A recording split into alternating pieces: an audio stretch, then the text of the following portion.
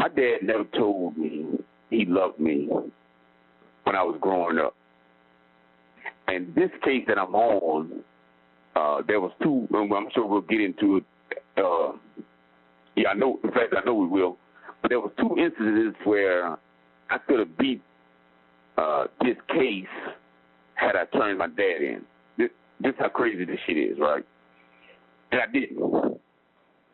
But in 2019, when an investigator, private investigator by the name of Kimberly Carter came into my life and started finding all this evidence about my case, she started posting it on the internet. At this point, I have no relationship with my father's side of the family. Betrayal, again, they all turned their back on me. And I remember he asked to come visit me.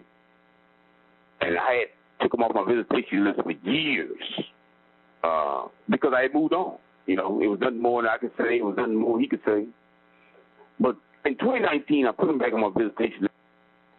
The investigator, she was in contact with him, and she was telling me, sharing bits and pieces of their conversation. So when I put him on my visitation, if he comes up here, now this time his health is bad. He was a fraction of the man that I once knew and admired to a degree. But before the visit was over,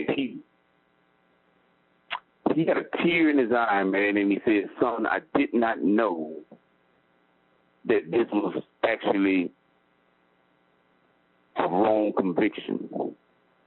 He said all these years, everybody had told him that I was guilty of this, and everybody put it in his head, and he said, "I wish I could have helped you financially to get you a lawyer from the beginning when I had the means to do so." And I started to brush it away. I'm like, man, don't worry about that, woo-woo, because I could see this is going to be an emotional conversation, and we only got like 10 minutes left for visit time, right? So, and he said, "Son, no," he said, "I need to say something to you, son." He said, "Man, I love you, man."